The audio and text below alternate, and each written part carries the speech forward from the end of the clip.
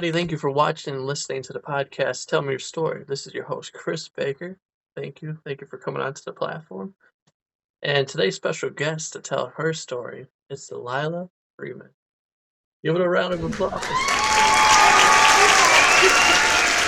And I first just want to say thank you for coming on to the show and just being my guest, just to tell your story and just talk about life, Let's jump let's jump into this, Delilah. Where did it all start off for you? Where were you born at? Let's go with that. I was born in Chattanooga, Tennessee,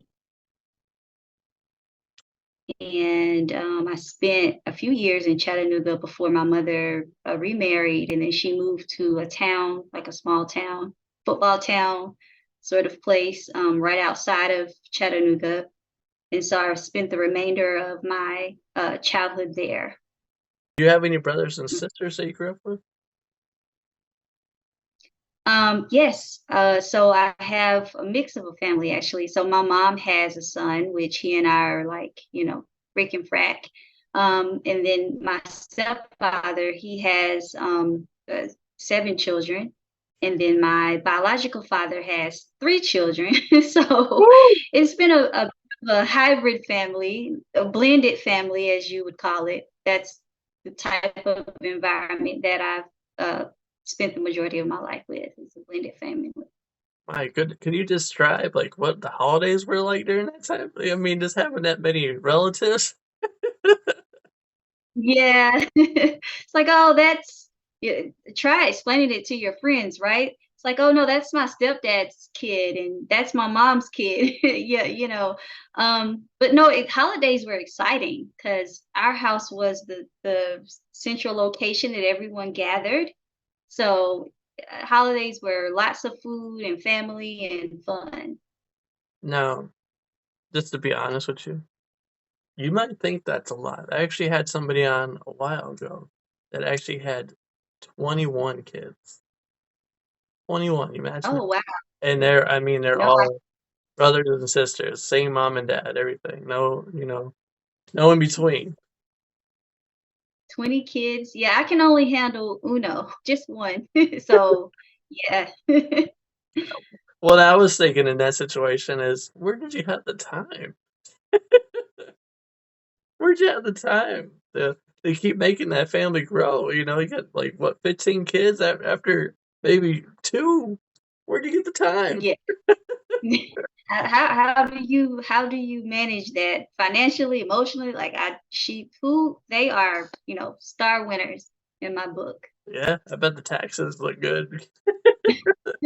Blaming, blaming all them kids.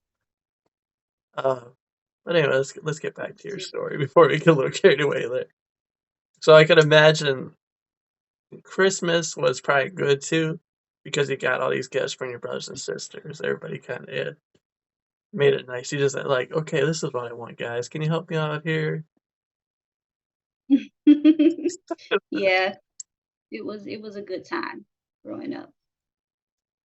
So you said you ended up moving once your mom remarried. What was that like? Do you remember? Were you too young, or was it were you taking place? Were you growing up here and then all of a sudden you got uprooted and had to go somewhere else? What was going on? Oh yeah. So oddly enough, my roots start in poverty. So prior to moving to the small town, my mother was a single mom, and we lived in what they would call the housing project. And so you take a kid that's used to the local hood, right? And you put them in where I think I was the only Black kid in my class when I moved there in second grade. And it was definitely a culture shock. I mean, I'm used to seeing a mixture of people, and I had never even been around, white people or Asian people or any other culture really. But it was a culture shock, but it was a learning place. Like I couldn't have asked for anything more than the opportunity to have such a diverse background, being able to understand different aspects of life and how that impacts the opportunity that people get in life. Like where you come from, really, really impacts how you get an opportunity to grow. Education isn't working, or healthcare, food, all of those things are made accessible in certain area codes. Mhm. In certain area codes, it may not be as accessible or as fruitful. So it was definitely a great thing, but a different experience. You said growing up in the projects, starting off in the projects, and then being uprooted from that and going. I mean, that had to have been a change. Let Oh alone, yeah. I mean, you got Oh used to yeah. being around your people. You're just used to being like, this is it. And then all of a sudden you're uprooted and you're around, different cultures and you're like, whoa, what's going on here? I'm not used to this. This ain't my Yeah. cup of tea. Or just hearing, I remember the first time I heard Spanish. I had never been around a Hispanic family, but it was a young boy in our class that, you know, he had to have an interpreter. It's like, oh, this is a thing. What's happening here? So it was good, but um No, I hadn't thought about that in years, but it was good. I completely understand what you're saying there. I mean, being witnessing that at a young age too is seeing kids being pulled from class so they can learn English. It's like, whoa, where are they taking these kids? What's going on here? What's going on? And then Oh, for like the yeah, special, like if you needed extra help, that's what you and you're like, wait a minute, what's going on? Where are these mean, kids right? going? Yeah, I remember that. And then, yeah, like you said, when it came to Spanish, like just learning Spanish and stuff, and learning how to talk and communicate with the kid, it's like, okay, you're Yeah. learning English. I'm used to this is what I've been taught. Now you got to kind of learn your language. That way we can be friends, communicate better. That way you can, feel comfortable here. You feel at home. At least that's how we were taught in school. All right, we are back from our commercial break. Before we went to break, we were beginning to talk about just growing up in different cultures and getting to know, learning what it's like coming across different backgrounds, people speaking different languages. And I was beginning to touch on like I was kind of familiar with that too, because I mean, I think I came across it in second grade. We had some kids that were learning English, but they spoke Spanish. That was their native language. And basically, what I was saying before is we're learning English ourselves, learn how to talk proper. And at the same time, these kids are doing the same thing. But at the same time, luckily, we're in a school that we're also teaching us how to speak their language, Spanish. That way we could communicate with each other and become good friends, and that way they didn't feel like they're out of place, and it all Mhm. worked out. And I'm very thankful for that. Especially now as I go more into the field and come with people with different backgrounds, all different cultures. It doesn't feel foreign to me. I'm just used to it, because I've grown up with it. So I completely understand what you were saying there. It's good to have diversity. It's good that don't fit your comfort zone. It's easy to divert or default to your, original settings. So I understand. So did you stay in the same place? Was like your schooling once you got into high school and everything? What was it like then? Did you play sports? I was the kid that went to all the games, that cheered on the friends. I didn't play sports because I have a heart condition, so it didn't allow me to be as active. I probably would have ran track. I like to run still, back then and now. So I probably would have ran track and or probably a cheerleader. That would have probably been my, I Now, would you say you're really fast? wouldn't say college, but a high school track record, maybe. Really? Yes. What would you say your event would be? The 100 you could run and just do a full on sprint? break a Oh, record? yeah, like the 100-yard dash, 50-yard dash, those type of things, yeah. Oh, so you're real fast. Well, I think, Yeah. well, see, back in when I was in high school, we set the record for the 4x200. I think it was like 46 seconds, where we did a lap. Oh, We went around twice, and in honestly, less than a when I was doing it, I didn't feel like we were moving that fast. But that's really fast. they pulled us aside and said, "Oh, you guys broke the record." I'm like, it didn't really feel like we were running that fast, but I guess Maybe we was. you were enjoying that, right? I can Oh yeah, I imagine. mean, could I do that now? Maybe if I trained and got back into it, yeah. But then, I mean, yeah, we're flying. I'm surprised, we didn't break more records. But when you get a team of people together that are just, had that chemistry, that bond, that's all it takes, I guess. No, absolutely. Absolutely. Yeah, when you were in high school, did you know what you wanted to do once you got to college? Did you have it all picked out? What you were your future, your goals, what was going on? What I wanted or what actually happened because what I wanted was to be a supermodel, but I'm 5'3", and that was the 90s where social media didn't exist and everybody's a model. It was either you were 5'8" or above, or you were stuck in the print world or commercial world. Like the opportunity to really pursue that career. I pursued it to some degree, and then I quickly learned that yeah, sustainability isn't there for me. So it became a hobby, became a thing to do. So you Um, Modeling and creativity is an art, really charity. Um, but people who decide to pursue the fashion and entertainment industry, it becomes a passion. They have a craft. So I probably would if I would have stuck with it, I may have ended up as an actress. Um, but also life and opportunity didn't forge me that way. yeah, So I ended up, to answer your question, I ended up with a degree in criminal justice because I honestly didn't know what I wanted to do. I just knew I wanted to help people, right? Go figure. And then an opportunity landed for me to become what they called it, a family independence case manager back then in 2008. And that's where I began my first career with the state of Georgia. nice, nice.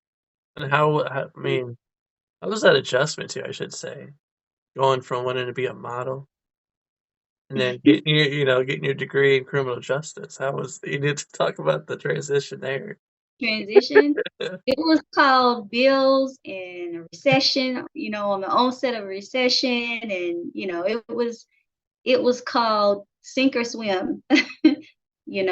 Opportunity came and I took it. And I actually, at that time, I had a second job. I had two jobs. I worked, um, I worked let's see. The first job I did was security. And that's when I had two jobs. I did security in the morning from like 6 to 2. Wait, And wait, wait. then Time out, time out. You were security too? You said you're only what, 5'3"? I was a security guard. Wait, but I worked in the control center. I'm trying to get the years. Okay, so it was 2006. Had to be '06. I worked in the control center from 6 a.m. to 2 p.m. And then after that I would go to a second job from 4 p.m. to 8 p.m. every day, Monday through Friday. So then shortly after, I was recruited as the family independence case manager with the state of Georgia. And that's when I, learned that, okay, you can stick with a career path and actually build, get experience and become a professional in what you do. So I did like the job thing for a little bit until I had an opportunity to grow into a career path. And then after that, it grew from there. So that's a big move though. It's a big career move. You said you're in the control room as a security officer, and then all of a sudden you're recruited to your main career. What was that like? So my experience at the state of Georgia was within their Department of Family and Children Services, and I spent a decade from 2008 to 2018.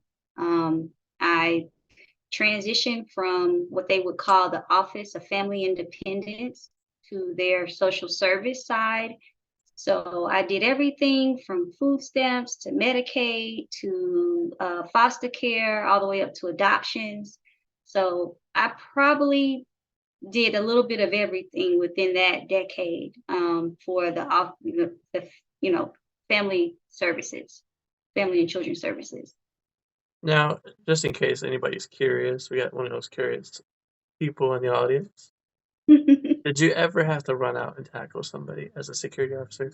I was in the control room, so I watched the CCTV monitors, and I would dispatch people Get on and go. over there. They're getting rowdy.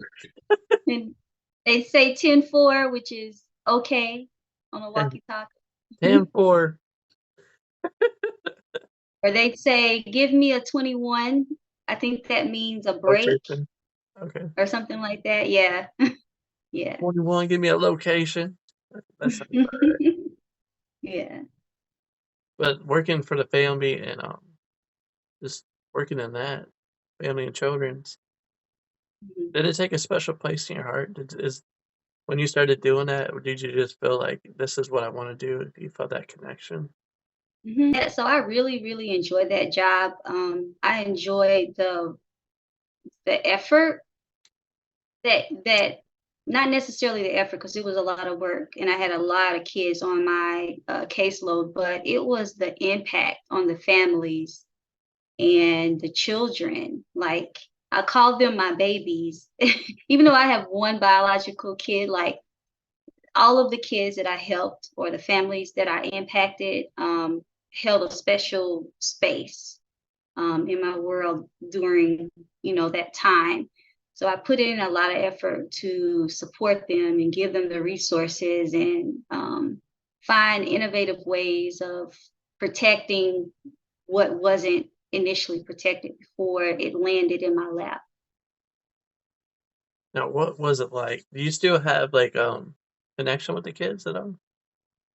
No. Well, actually, my personal number has been the same for years. And I got a call about a year ago from one of the adolescent kids. And their mom called me like, hey, can you help me? I'm like, no, I don't work for the state anymore. Like, I don't even know who to call anymore. So sorry.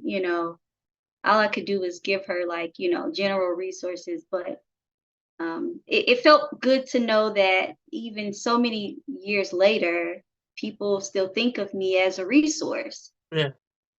to even know my number that many years later. Yeah, and then I'm just thinking too, like, well, you're still young right now, so who knows? Maybe it'll happen in the next 5, 10 years. They'll start reaching out to you left and right from all walks of life You and know, oh yeah, saying thank you. I would love to see, especially some of the kids that were babies or really, really young when I, left the agency. So yeah, that would be beautiful to see them thrive, see where they are. Once you left there, what was next? And Well, wait. What made you decide to leave? I think it was a different trajectory. I was actually led in that direction to change. And at the time, I had made the 10 years and I had to take some time to really decide what do I want to do next? What am I good at? I had to really sit with myself. It took about 6 months of, deep research and looking for what was on the horizon. When you've worked for a public entity for over a decade, you lose all sense of interviews, resumes. What is this thing called LinkedIn? Like, what is all this stuff, right? So I took some what I needed to do and how I would grow. And I decided to apply to business. I wanted, like, okay, I'm really good at protecting. I'm really good at organizing. I'm really good at creating results. I knew that was something that I did for years, is create results. And so that's how I chose the project management career path. And then I started doing research on, well, what does it mean to be a project manager? What is, how does one carry that title? And then after I mapped out a path, a vision board, as you would call it, I pursued it. I did the work. And opportunity sort of came in as it would. And how did it feel when you first got into like this, your first projects? What was that like? Like you're in the waters now. I mean, you did all the research and everything, but now you're actually in the waters. What was going on? I knew I was going to be good at the work around the end of grad school when we got to capstone classes, and it was like, okay, this is real, and you have to either know the information or you don't. And for me, it wasn't just the title, it was the credibility. I wanted to really understand the ins and outs. And once I got an opportunity to test and receive my first certification, it was like, okay, I can do this. I can really do this. And now I can take the knowledge that I understand and make it into more. And so that's what I did. It felt really, really good to exercise what I had learned and then apply that to the actual projects that I was assigned to. Can you break it down for the audience to kind of like understand a little bit better what kind of projects you worked on? So initially, I did an internship, and a friend of a friend called a friend, and I had an opportunity to sort of get a internship to get my feet wet.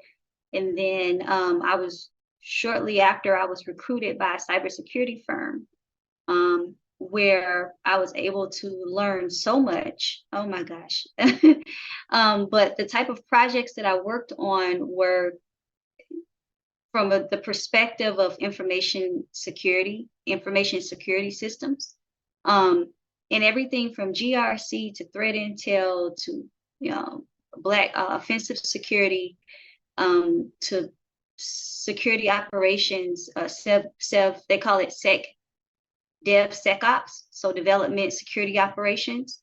And that may have been like my favorite area still to this day, as I grow in the technology field. That's still like my favorite little area of information security. Yeah, you said you were just learning about all the new sites that are coming to play, LinkedIn, all that. You just learn how to work with all these different platforms. Well, yeah, I mean, I actually, during before I was recruited, I went out to all types of networking events. I made myself available to coaching and job preparedness, and I listened, I learned, embraced people's feedback so that I could be better and become better. And then when the opportunity for the cybersecurity firm came, it just flowed because I had spent at least 3 years prior, 2 to 3 year period preparing for it. And then I was able to grow into it and become better. Now, how would you say you prepare for like when you're getting lined up for a client, a new client, new job? How do you prepare? What are you gonna say? What's gonna go on? Do you do your research? You got do everything on the like what they're about? How does Yeah, that go? so ironically, I just went through that process a little over less than a year ago. It hasn't even been a full 12 months.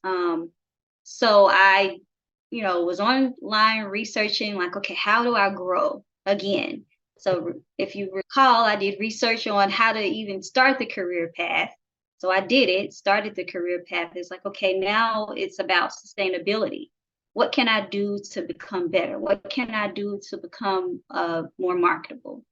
And I saw that after the pandemic, that companies and enterprises were having a ton of in-person events. So I'm like, okay, why not? So I registered for an event with the company and corporation that I work for now. And then I went to work preparing. I did research on the company. I did research on the field that I knew I wanted to be a part of. There's a ton of departments. There's a ton of sub departments. And so, what I would say is know where your strengths and weaknesses exist, so that you can build on your deficits and then really, really excel at your strengths. Like you want to become stronger in both, but understand what opportunity is and then where you're strong at, so that when you talk about your interests, the clarity and the comes through quite nicely. Delilah Freeman, and I work for Bank of America. I'm one of the assistant VPs in our global tech department. I'm also an alumni of the Single Mothers Program with Women in Technology. And if you haven't tried it, or if you're considering expanding your career, I suggest you enroll, apply, and do your best, because it truly is a hand up. It truly is enlightening. It truly is an opportunity to expand your knowledge and provide career growth and expand your network. Everything about WIT gives the women that are involved an opportunity to be their best self, and I offer you the opportunity to participate. And welcome back from the commercial break. All right, the producers are handing me questions now because everybody's going off the rail over here. They want to know more about your career, what's going on. So the very first question we got here is, it says, can you share an example from a project management practice where being flexible and adapting to change played a critical role in achieving successful results? Mm-hmm. Yeah, so sure. Every day would be my initial response is, it doesn't really matter your title. Project management is applicable to every industry, any project, and you may not use every single step. I think there's 52 uh, practice areas within the project management framework. But then you have to look at, is it waterfall? Is it agile? Is it a hybrid? So you take all these different concepts and you make it applicable to the project that you're working on. And change is inevitable. There's always going to be a need to remain flexible, because things are expected to change, and that's the reason why agile is a thing, because you can do things in iteration, which means as they change, you iterate and you pivot and you keep moving forward, so that everything is not front loaded with one perspective. You have the flexibility of moving. And so I could go on and on with specific details, but quite honestly, flexibility is something that you must continue in project management on a daily basis. Yes. And a better way to put it is, like, to be flexible is the number one rule I've always heard is never get comfortable. Never Mhm. be comfortable, because, like you said, you have to be able to adapt. You have to be flexible, because you never know. You never know what's going to happen that day. Something's going to get thrown your way, and you just got to be ready and prepared for the outcome. What's going to be next? So I love how your And mindset is. yeah, and understanding what the real outcome on a particular deliverable. What's the impact? Who does it matter most to? How is it going to impact the revenue? What is the timeline, that really surrounds the urgency? Prioritization becomes a thing when it comes to remaining flexible as well. So it can, be a thing where you're continuously changing. And you always just got to be prepared. And like you said, from the very beginning, you always do your research. You're always looking up and seeing, what is this about? How can I get more detail out of you? That way, this says it right there, clear as day, like flexible. Boom.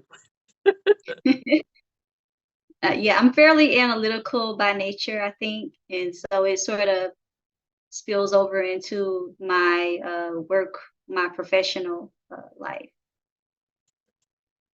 All right, I'm going to ask a second. Relax, relax. I'm getting there. All right, how do you balance the need for flexibility with the importance of sticking to a project plan or strategy? Mm-hmm. Yeah. So, so you bring in again prioritization. You look at what's critical, and again the impact on the actual outcome. So if you're looking at the outcome of a project and you understand that if you change this, it's going to have residual impact on coming dependencies, then of course you're going to navigate towards sticking to a specific strategy or a specific path that's already been established. You don't want to rock the boat, and you don't want to, redefine the wheel that already works. You want to enhance that wheel, and there's a such thing called process improvement, but it may not need process improvement. It may just need to remain the same. So you would do sort of a start, stop, and continue assessment of that particular project to see what's working, what isn't, and where you can have opportunity. Now, do you ever get in that position where you just feel like it's not working? And when that does happen, what do you guys do? We stop the bleeding, right? Because, in my world, in my work world, you may have multiple things happening at one time, and not everything impacts or cross paths. So those things that do cross paths where there are dependencies, you stop the bleeding to what is not working, while you find new avenues to positively impact what needs to be built up or changed.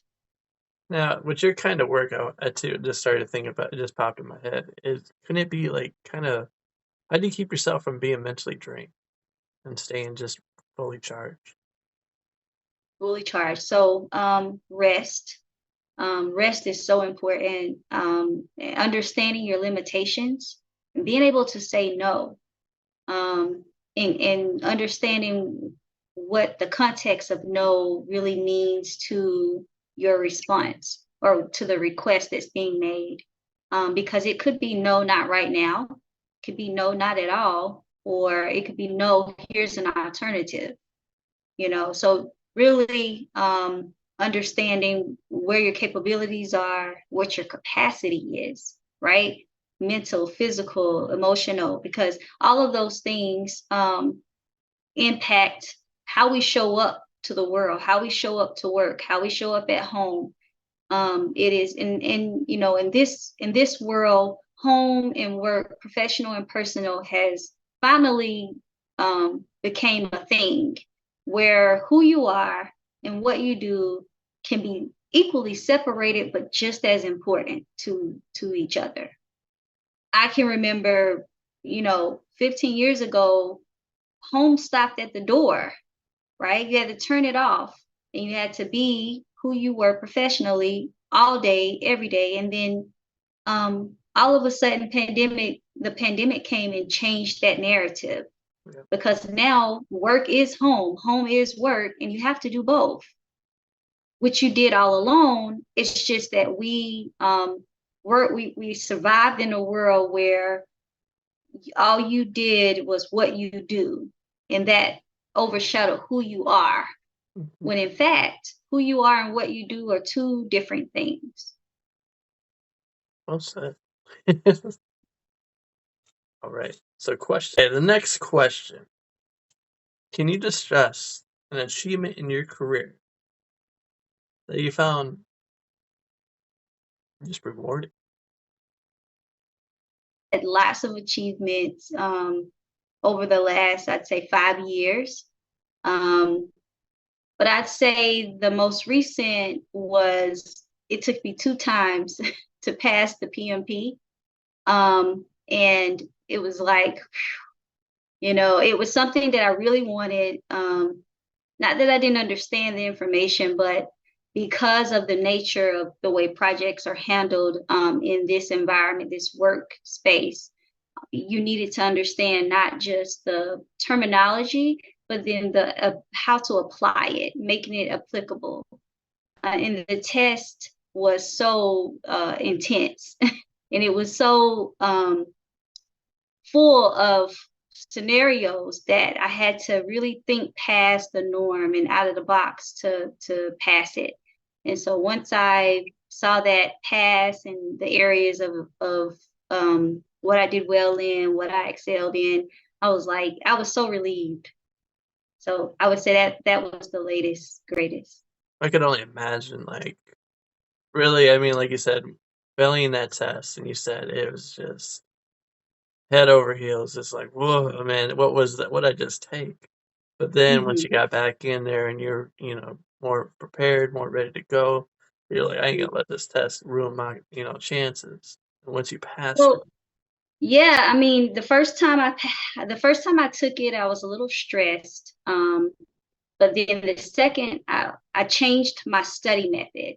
Um, After I did a little bit of research, like, okay, when you don't pass it, it tells you what areas you didn't do well in. And so, of course, I used that as a I leveraged it, as study material. And I scheduled about a 60 to 75 day period to schedule the second time. And I stayed calm. Like, I think I got down to the last 15 minutes of the test. It's 4 hours, like a 4 hour test. And I still had 50 questions left. And because I understood the context of information, I was able to read the first end and then scan the answers and guess on those last 50 questions in a 15-minute period. But if I had not understood the context of the information and the context of the scenarios in the study material, I probably wouldn't have been able to do that. But it really is a method, a testing method to really get the context of the information and not just remember what you read, to like a memorization. write it down, people. She just made it clear as day for you, man. Write that down. She's preaching to you. She's talking to you right now. You that are trying to avoid that test, you're like, no, that's not for me. Better take what she just said. Take it in, man. Study the context, man. Don't just go into memory what the questions are, but really get into detail. That way, when you get down to those last 50 questions, like she said, she was guessing, but she knew what they what they Yeah. The other thing I would say is do a brain dump of the formulas, but because I've changed the test a little bit, but I remember when I took the CAPM, you had to know the formulas to do the mathematical calculations. But if you do a brain dump of the formulas, when they asked you, big long worded questions just to get to the end of it, to ask you which, is this present value or whatever, I'm sorry, plan value or EWV, whatever, you'll be able to answer it because you've already dumped your list of formulas to accommodate that. Yes, and So then I mean, just once you pass that test, what was the relief, the pressure? How did it feel when it came off? You're like, yes. it was more so a feeling of, okay, checklist, it's done. Boom, You done. On to the next. Yeah. Locked in, focused. Yeah, that's what it felt like. Well, even though it was in the past, I just want to say congratulations. I know that it was probably stressful and stuff, but you were able to cross it off the list, and here we are now. Absolutely. All right, next question. I'm getting there. I'm getting there.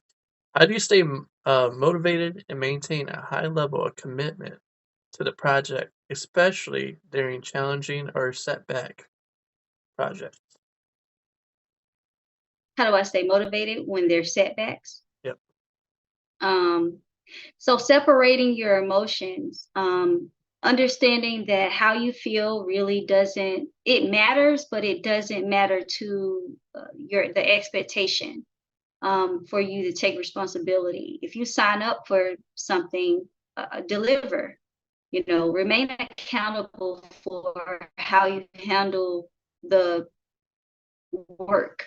So separating how you feel from the work actually gives you the ability to not allow your emotions to impact your attitude or how you talk to people, how you respond to people.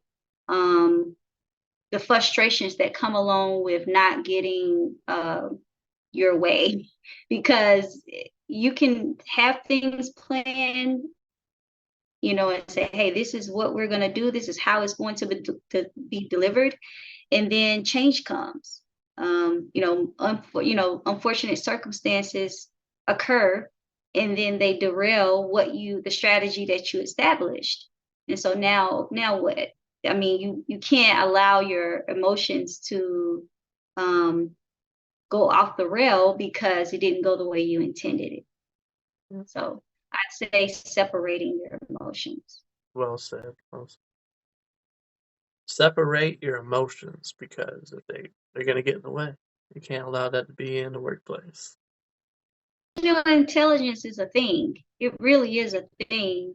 And not everyone utilizes or takes the opportunity to build on that. We are all human. It's not that you don't feel it. It's how you respond to it, to what you feel. I get upset. There are things that happen that make me upset, but I have to sit with myself and say, okay, Delilah, how are you going to handle these circumstances? How do you want the world to perceive you when the pressure is on? Because if you can't handle the pressure, how are you going to elevate? How are you going to grow if every time, something doesn't go in the direction you intended for it to go, derails your plan? I would say for me, I'm a little bit different when it comes to that. And, a lot of people are not going to understand this right now, but to me, when I have issues like that and stuff is just not going my way, I have to go and get by myself, like you said. And I turn to God, man. That's where I just open up and start praying. It's like, okay, Lord, you got me this far. Mm-hmm. What, by your will, what's next? You're in charge here. Absolutely. What do you got next for me? Yeah, he is the source of where my strength comes from, and I totally agree. Absolutely. That's where I step to. If stuff's not making sense to me, I got to go to the real source. And The then source. once I connect to him, he Mm-hmm. kind of, he fills me in. I don't understand right away. It doesn't make sense to me. Mm-hmm. But he provides me with the answer that I need, gives me the knowledge, the wisdom that I need. And then once it comes back to the game plan, I get back in there, I'm refreshed and ready to go because he filled me with what I needed. That's what I do. It's so true. Like, I can't count the times that I've been in high pressured situations, and I may not have known what to expect, but I've prayed on it. I'm, clear on direction, and I'm patient. I'm quiet. I sit in there's an inner place. Working for DFAX gave me an internal light switch. So there's a space in my existence where the negative thoughts and all of the what ifs can be erased. Because when you're dealing with defects, you're dealing with life and death. You're dealing with human lives. And so you have to be tactful about how you handle everything about your decision making. And so that's where that internal light switch came from. Well, that's something I've carried with me into this new career path, and it works. It absolutely works. But in that internal light switch space, even though I'm dealing with, now it's either you're making money or saving money to some capacity in the business world. And now that I'm, not to say it doesn't matter, I'm just saying that I apply that level of intensity in that quiet space. If I'm praying about something, and once you get in front of those pressured circumstances, it's almost as if everything you prepare for comes out. The word of God says it, you will have, your belly will be filled with living waters. Okay, if you're connected to the source, that means that it overflows. That could be information, that could be understanding, that could be silence that changes the direction, right? Because silence speaks loud, right? And no matter what the response is, I can recall numerous times where being connected to God, having that source, having that quiet place, internal quiet place, helps me show up and deliver on the level that is expected. And an important note to add on it too is you put in some great words there. But for the listener that's kind of, listening in right now and really taking it into heart, is we're talking about a quiet place. And a lot of times when you go in to pray, you're going in there, guns loaded, you're shooting off, what this and that. But a lot of times all you have to do really is just, God already knows what's going on. He already knows what's taking place in your mind, what's going on in your reality, your world. A lot of times all you gotta do is just sit down and just be quiet. Just be quiet. Let's talk about the times that he changes the narrative.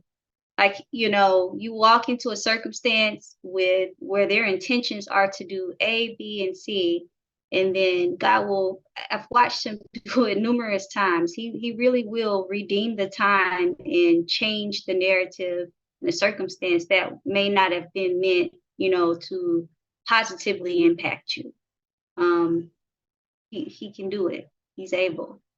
And the most important thing though is, it might sound silly in your head when God tells you something, and you might think it's just you, but trust it. Trust God. He knows what he's doing. It's the hardest thing in the world. It really is. And, I'm coming from a believer's perspective, and faith is the substance of things that we are hoping for, right? But we still can't see it. And so maintaining that core of trust and faith in God and walking in his direction, his way, his timing, is exhausting. I'll be the first one to tell you it is exhausting. But it's also very much so worth it, because I have watched him change so many circumstances that I literally would not have been able to get through or build through or thrive through without his help. Preach it now. Say it now. Say it now. Get it out there. Yeah. Because it is the truth, though. How many times we go through a battle, a situation where you just don't feel like the outcome's going to be pretty. But as long as you're trusting in the Lord, God, man, Jesus Christ, letting them know, that's all you got to do. And there he is, always with his arms open wide, just waiting for you. Like, okay, here, I'll take this load off your shoulders. It's true. It is absolutely true. We think it's so complicated, the stuff that we're dealing with, but to God, our problems ain't nothing. We see the problems being huge, but to God, he just looks at it like, yeah, I'll take that. Yeah, it still hurts. I'm not having faith and being willing to walk through the process is a decision. It doesn't stop the pain. It just lets you further know where your strength comes from, and understanding that even when you're weak, he's strong. Even when it hurts, he'll be your he said he'll give you the oil of joy for mourning, beauty for ashes. All of these different terms, that really come up when those are the things that come up in those low times.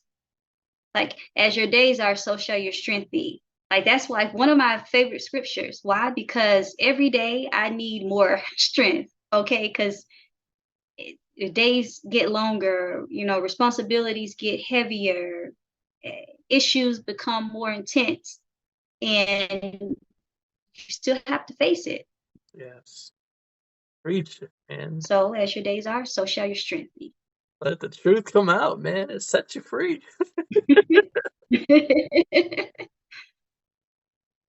All right. As we begin to wrap this thing up, just simply want to say thank you for coming on, telling us about your career, your story.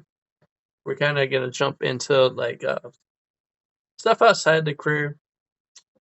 We'll go with, you can kind of go back and forth. You can ask me questions. I'm going to ask you some more questions. Just stuff unrelated to your career, life.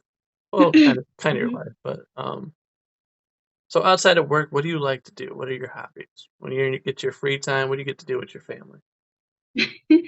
I love the beach. I love to do random fun things. Like my daughter, she's 11, so I'll say, "Come on, let's go to Six Flags. Come on, let's go to the game room." We've been like that ever since she was younger. When she was younger, it was, "Let's go to Chuck E. Cheese. Let's go to the park." So I like to get out and enjoy life. I love good food. I love quality. I'm a quality person.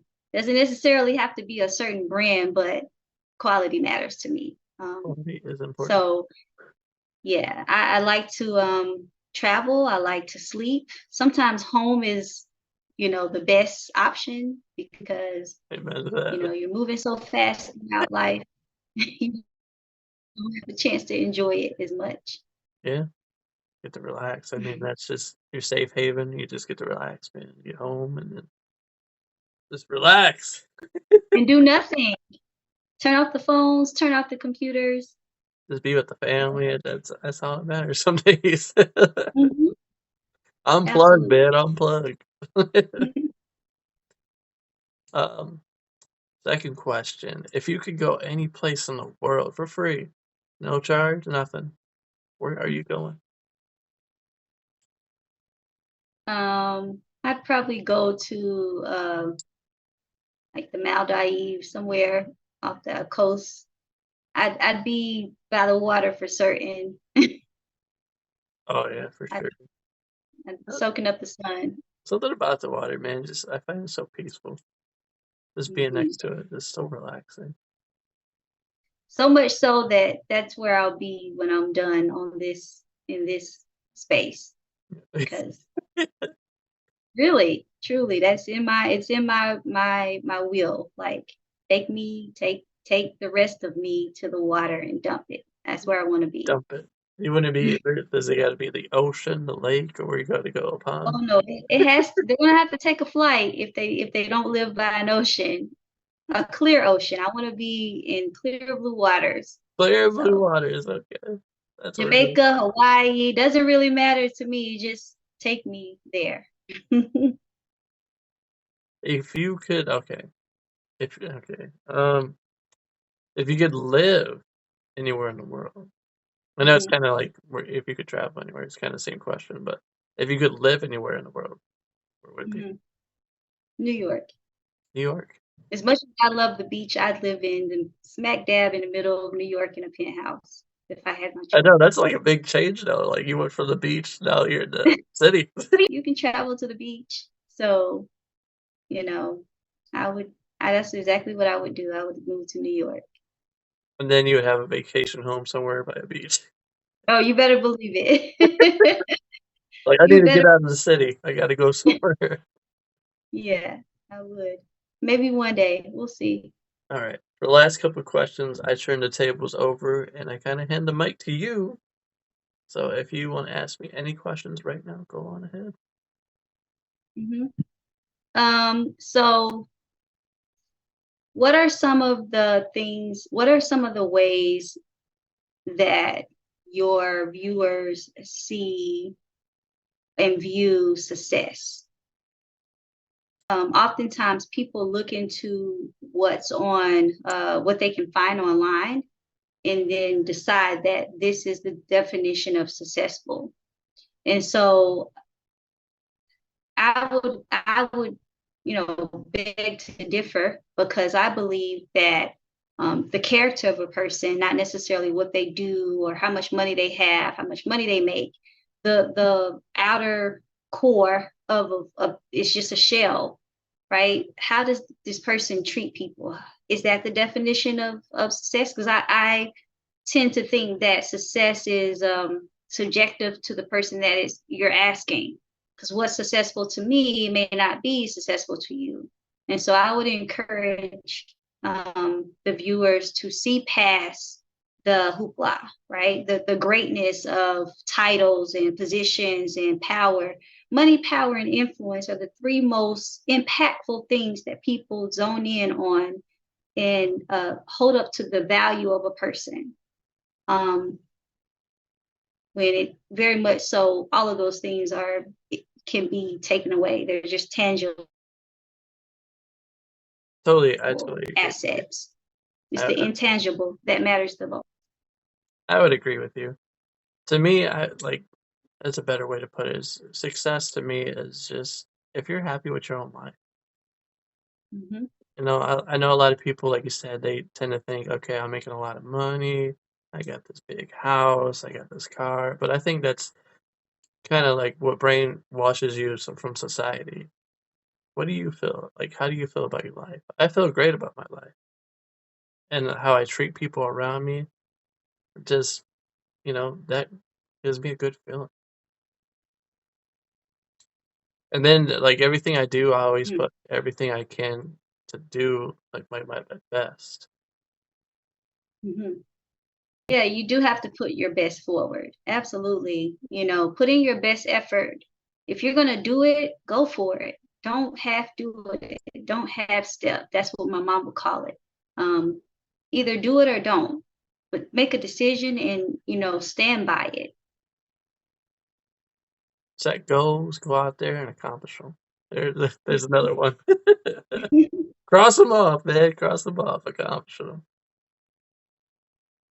Next question. Got any other question?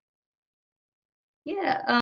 Where do you see our, in our age group, we've watched the world shift in many different ways, everything from 9/11, which we just had the anniversary for, to, recessions and layoffs and, not being able to make money, the housing industry, the federal fundraise. Like, there's so many different aspects that impact how our world moves.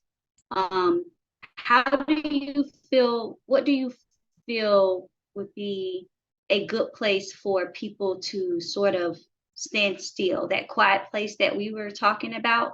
How do you find direction in that quiet place with this many changes going on in society? Well, my honest answer on this is a lot of people won't like it, but it's like what you said earlier, is you have to unplug yourself. You have to completely shut off the phone, everything, and kind of get to yourself in a quiet place. Start reading books on like this positive thinking, because we're living in a time where everything is growing and advancing. Technology is really going in a whole new direction that is, without a doubt, especially with COVID that just happened, is a lot of people are still tend to be a little scared, a little freaked out. And I think that's really where we have to unplug, because it really comes down to what you're feeding your mind and how you see, what's going on around you, how it's going to take place in your world. And I know a lot of people that are getting kind of scared because they're seeing stuff on, the internet that doesn't make sense to them. And as they see technology kind of growing in with, AI and everything coming into play, people going off of movies and stuff, and they're getting scared because they think, okay, the robots are going to come and take over the world. And like, no, it's just, the world's kind of doing its course. And stuff that's happening, like the wars that are taking place. I mean, think about, you had World War I, World War II. What were the people in those days thinking too? The Great Depression took place. People will always, no matter what, I know a lot of people are going to get offended by this, but people are always going to feel like the world's coming to an end. But this is where you need to make your decision and what you believe in. And I believe in God, and that keeps me at peace. Mhm. Because really, when you get saved Mhm. and you know that your Lord and Savior is Jesus Christ, and as promised, it's written in the book of life, Mhm. that anyone who believes in him shall have eternal life. So whatever takes place in this world, whatever happens around us, you know with reassurance that you're okay, you're in good hands. So no matter what happens, if there's a World War III, if the robots take over, if Armageddon happens, It doesn't. all this crazy stuff starts taking place, just you'll have this peace inside you, that knowing that everything's okay, and maybe you have the guidance that you need to help you understand and make it Mhm. more clear for you.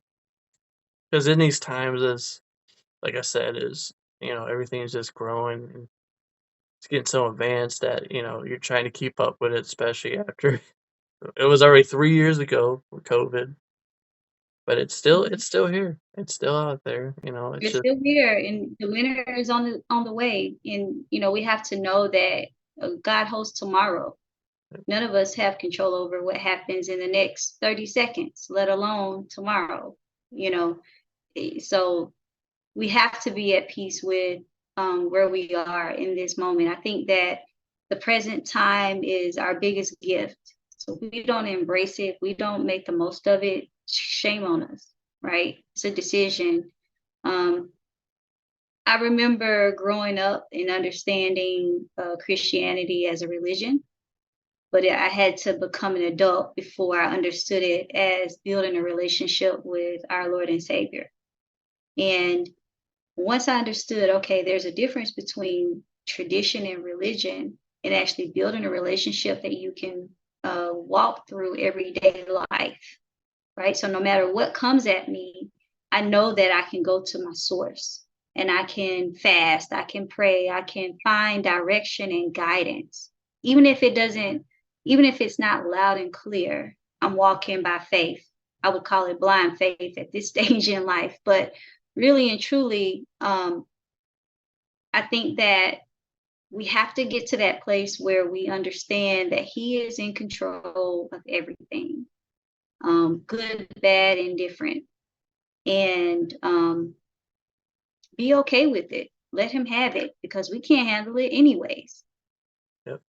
At And least only He does have it, So, well, that's what I was gonna touch on too. Is like so many people assume like the world's coming to an end, but there's only one being that knows that, and that's mhm, God Almighty. God Almighty, that's it. So until now, I mean, you got to make the decision yourself. Are you gonna live with faith? Are you gonna enjoy your life? Or are you gonna live with fear every day? You make the decision. I'm just gonna leave it at that. And final question, as we wrap it up. Mhm. Do you have anything that's coming up in the future that the listeners, the viewers should know about?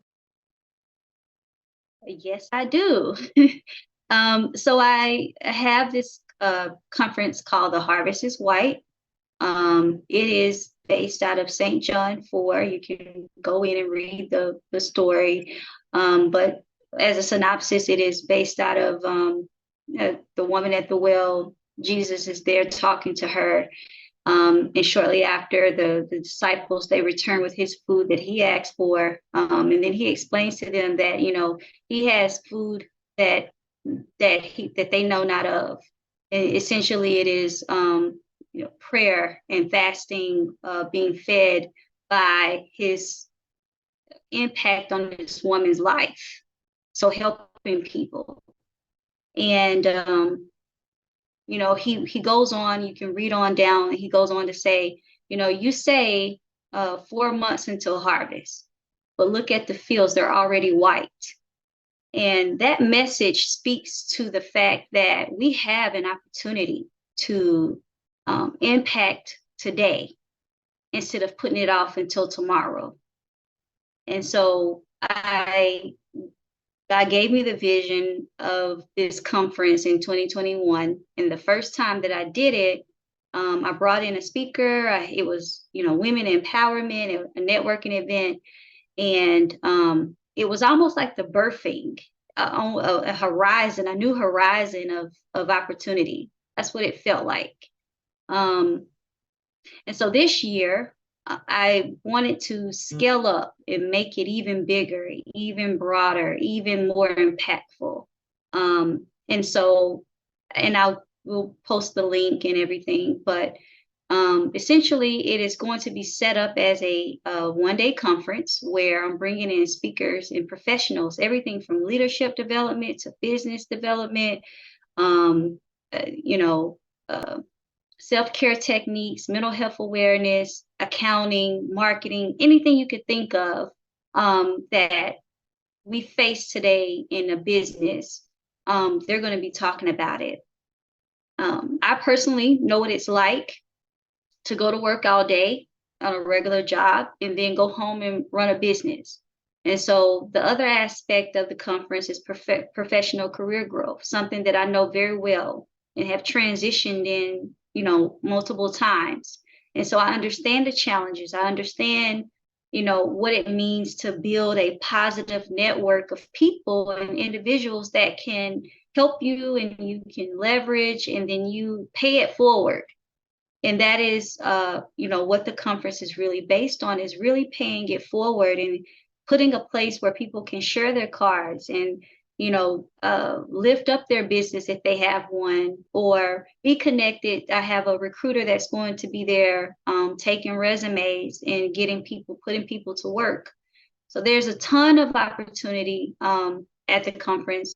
Not to mention, I'm a quality person, so there will be a 5-course lunch served, top tier food of vegetables and meat and, every option available. So it's going to be an event for, resources, strengthening partnership, gaining enlightenment with like-minded individuals, and just growth.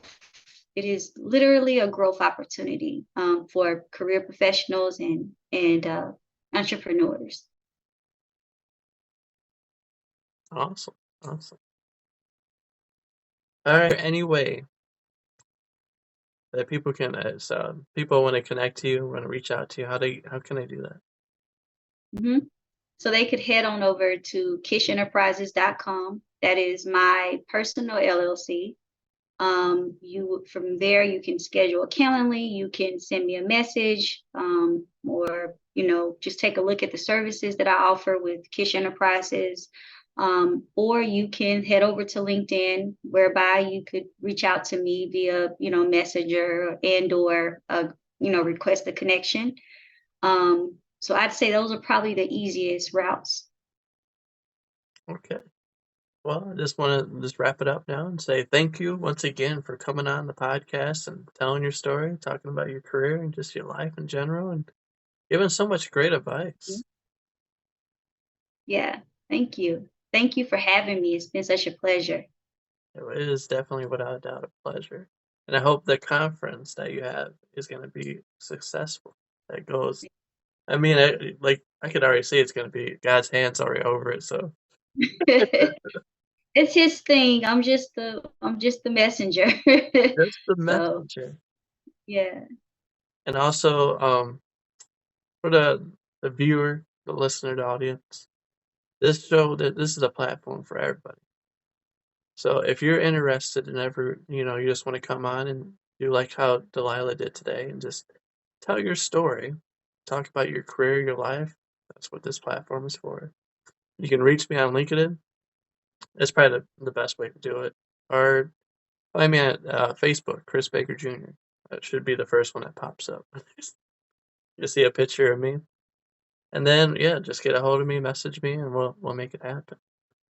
But other than that, guys, thank you for watching. Thank you for listening. Until next time, this is your host, Chris. That's Delilah. Peace.